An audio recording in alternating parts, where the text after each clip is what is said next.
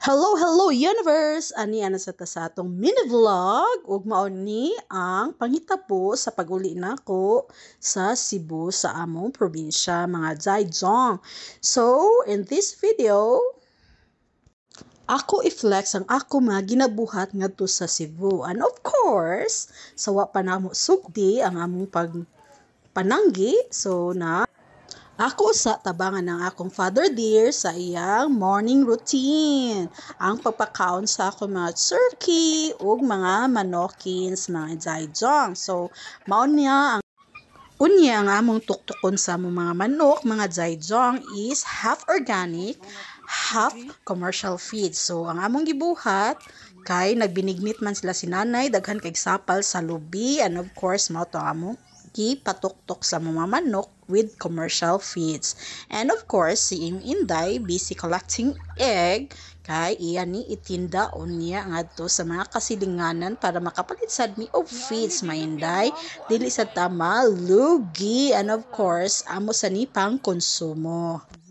Igo sad na human mi pagpatuktok sa mga manokers na nawag na akong in-law kay pwede na mi mananggi og mamuto my Inday indong.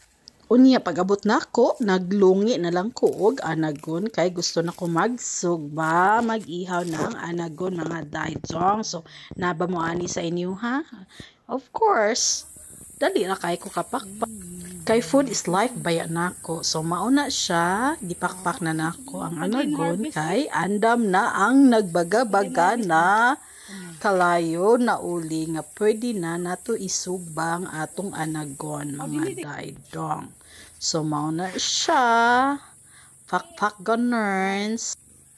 While others, ready na sad ang pangtulak namo is ang butong with unlimited ice. Bitaw, unlimited na ang butong mga Daigdong. Mas daghan pang unod kaysa sabaw. Pero, mas lami jud ang sabaw kay tungod sa kainit sa panahon, kinahanglan nato magpaduga.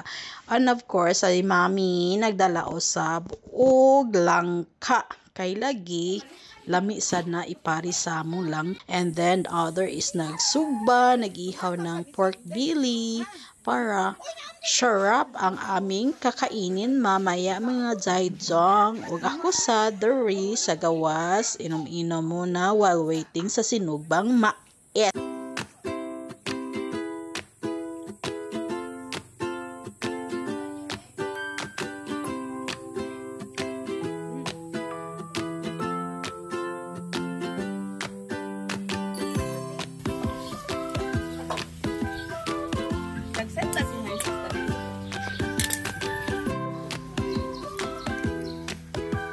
Mais today. And this is it, pansit. Luto na aton sinugba, inihaw na pork belly mga Daigdong. And ang mais na lang akong gipaabot nga maluto mga Daigdong. Unya, ako sa dere, nagtabang-tabang sa kudere para na sa tay ambag ba kay makaon ba yata. Mani siya ang mga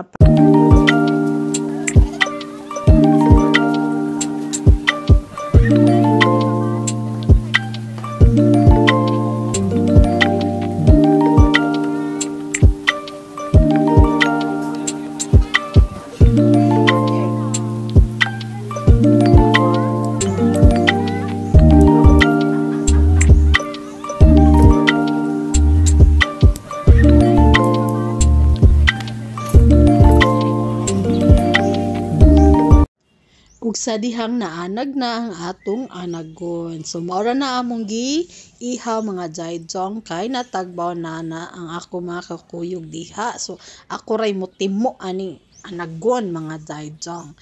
Awa, makita man ninyo kung unsa si Inday mo half-halves. Half-half is life by aning bayhana. Ano niya, naasad min nilarang nga isda fresh from the sea. So, mao ni galarang ang igsuon sa akong in-law o kini mamong pangsabaw. Daghan kayo mig makaon kay kini Easter Sunday ni mga Inday panghitabuha. So, ting kaon, ting lamoy kay feast day bayaning adlaw mga Daigdong. And of course, dugab dahil taani. O sabaw sa buto mga inday. So lami gid kaayo ang sabaw kay labi na sa init kaayo nga panahon awan hay bili na lang ang unod. Anyway, highway, don't forget to subscribe my channel, Katam si Archie, and please don't forget to hit the notification bell for new updates on my channel. Thank you guys for watching. Hope you enjoy my Holy Week vacation in Cebu, mga Bisaya, and this is your fresh buko on serve.